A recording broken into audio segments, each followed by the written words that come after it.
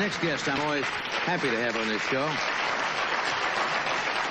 This is a most talented gentleman who has not only directed some of the most powerful plays and movies of our time, outstanding films, Gentleman's Agreement, On the Waterfront, Viva Zapata, East of Eden, which is quite a list of credits, but his current novel, called Acts of Love, is his fourth book to reach the bestseller list.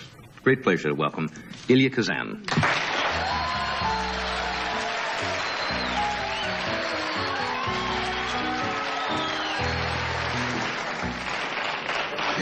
Well, congrats. I understand it's already spoken up there, and yeah, it's on the bestseller list. That must be a great satisfaction because you started writing relatively late in life. I mean, most writers start as kids, and you know, or writing in their teens. But you didn't start until your early 50s, right? I was talking to artists out there. She's watching the show, by the way, and I said to her, "Why is it that you you took this up?" And she says, "I was more nervous doing the show with Johnny than I was jumping." So I said, "It didn't look like it." And I said, "Why did you do this?" She says, "I want to do everything in life." I think that's a great... Isn't that remarkable? I want to do everything. That's exactly what she said. Yeah, I think that's... And that's why I started writing books, if you want to know. Yeah, writing, from people I have talked with, Truman Capote and Irwin Shaw, any of the writers that I know, say it's a lonely type of profession. At least when you're directing a picture, you're out there and you have a lot of creativity going around you. You have mercurial personalities to deal with. There's a lot of electricity going on. But when you write, you're in a room or by yourself. You got the paper, the typewriter. I've never had any trouble with a blank page or writer's, what do they call it, writer's block or anything like that. But as you get older, you get more interested in yourself. You get more interested in your own problems. And you like to live in the country. When you write, you can travel and write every morning in Paris or Athens or wherever you are. And it's a better life as you get older, Johnny. Yeah? Yeah.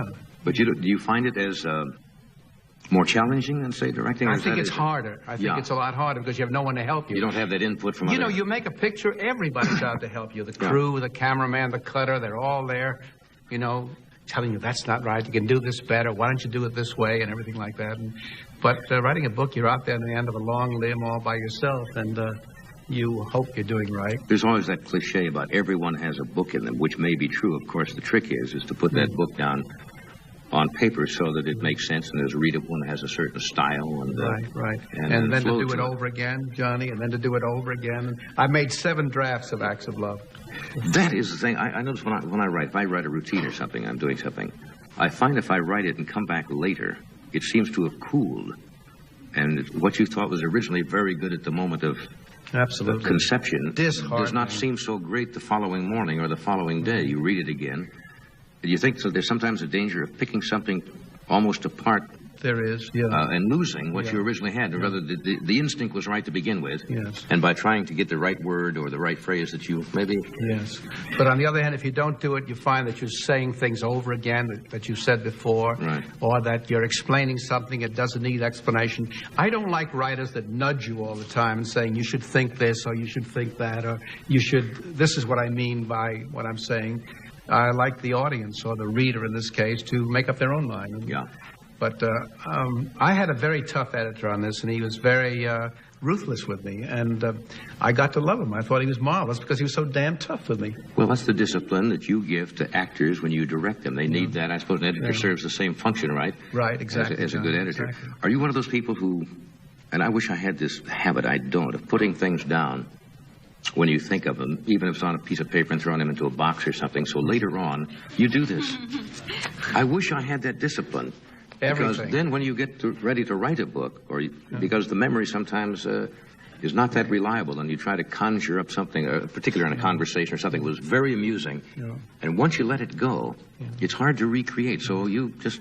Well, you also train yourself to observe things and to put them down, and one advantage of putting everything down is that you begin to observe things that you otherwise would not observe, and all kinds of little things... So, for example, let me interrupt. Freddie DeCordova, our producer, was telling me before the show, he says, you know, I went downstairs before the show, and I saw Gad sitting there, and I said, what do you mean sitting where?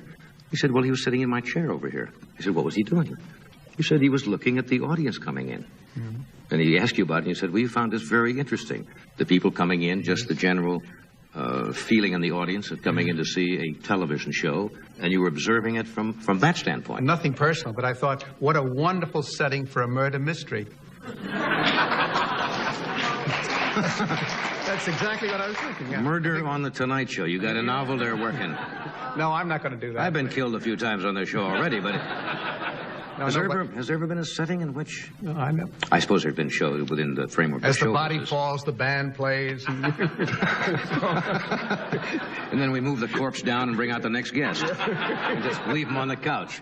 Let me interrupt for a commercial. We'll be right back.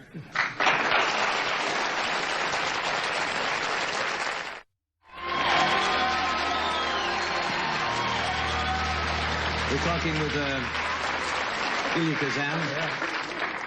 I've also heard a rule of thumb, if you're going to write a book, one should write about a subject with which he has some familiar or has something to draw upon.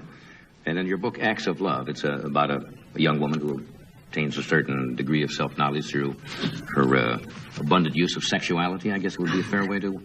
A nicer way with her associations with a group of men, a series of men. Yes, and you said, I think you had about 9 women... in mind when you wrote the book? Did I say that? Or something like that, yeah. Well...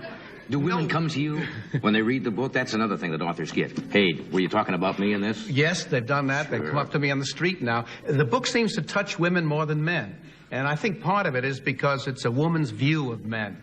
And how much men hide in their lives that's revealed in the moment of making love. In other words, men go through their whole lives hiding things, and when they make love, all of a sudden it's visible to a woman. I knew a girl once that had been the girlfriend of a real heavy hood, a gangster, a member of the so-called underworld. And she said, in the moment of his climax, he would call out, "Mama, Mama." Explain that to me. I don't know. You sure it wasn't Mamma Mia? I don't know. I better be wrong. No, I suppose. Don't you know? You become childish. What? You become childish because it's a vulnerable... Unguarded. It's a vulnerable situation. Yes. And you are completely open in all respects at that time. That's no, I suppose that is a childlike... Right. They say the same thing when people are close to death. Or when somebody dies, they will yell out. Judge Schultz was dying, he said, "Mama, Mama," too. Yeah. And I guess that's very basic. I mean, the person you depend on. We're not equating sex with death, I don't think. Oh, no, exactly. I don't think so. I wouldn't do that, Johnny. But anyway, you know, when you're a director of films and plays, as I've been for many, many years, you meet so many young actresses who want to get into the business. And they start talking to you so quickly because they want you to know that they're full of... juice, experience, passion, unrevealed, unfulfilled feelings, and all the rest of it. And before you know it, you're hearing their biography. In 5 minutes, they're telling you why they ran away from home, how much they hate their mother, and all that. So sooner or later, it all gets in the book. Yeah. Would you find, say, a young male actor, they would be a little more guarded, in other words? More guarded, yes. They're more on the defensive. I think women talk more easily or more readily about... the natural things of existence, I mean, the human relationships. Do you think that? I mean, what's your... I think men probably talk more, quote, locker room talk about the physical act in itself, where women would talk about the relationship, the tenderness, the vulnerability, the romance of it, equating it more with that. I may be wrong, I don't know. I've heard women also sit around and talk about... No, I have. Sitting around talking about it, you know, like, guys doesn't think that happens, but sitting around saying, hey, I heard that so-and-so was terrible, or equating various guys and their proficiency and et cetera. So there's and I think Kinsey in a lot of his surveys found that what a lot of men thought was not true. We sure have been doing some good tiptoeing in our vocabulary. Well, yes, it's like walking along the Grand Canyon. You have to be very careful. You don't want to be too crass about this, but it is true. Do you think that women, you would say, were probably more open about their sexuality? So, and also about all human relationships with children and everything else. And men seem to me to talk more about business or deals they've made or their scores and what their future is or how much money they have or have not got, what they won or what they lost. And hell, it's boring after a while. Yeah. But with women, they talk about their husbands and their mothers, their fathers, their children, what their hopes are, and all the deeper, more interesting things in life. The human relations. Was it Gore Vidal who once said you can tell more about a man, about what he really is about his attitude toward money, sex, and death. Sex and death, yes. He said those three things really reveal, a man's attitude towards those three things really reveal what he is. And there's a lot of truth in it. He thinks people who are afraid of death, people who say, I'm not afraid, I'm ready anytime. And money, of course, is a very revealing thing, don't you think? I mean, what people's relation to money is. And sex, of course. Well, that's true. There are people who, sometimes you have more money and it's never enough. Never enough. It becomes an end in itself. And all during the 60s, the kids were rebelling against the idea of accumulation of money as a goal in life. And my kids did too, and all during the 60s. And all that whole revolt was against the idea that was the end in life, to accumulate money. Yeah, but yet when you're growing up, that, quote, is the American dream, to be successful and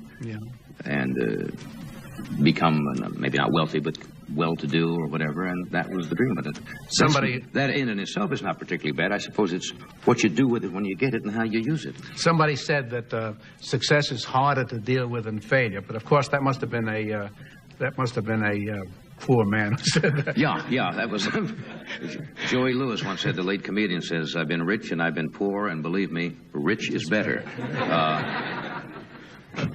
Well, the book is doing tremendously well. Yes, it Acts is. of Love. And it's always a pleasure to have you with us. Thanks, Geds, John. I wish you much success. And thank you. You've been wonderful tonight.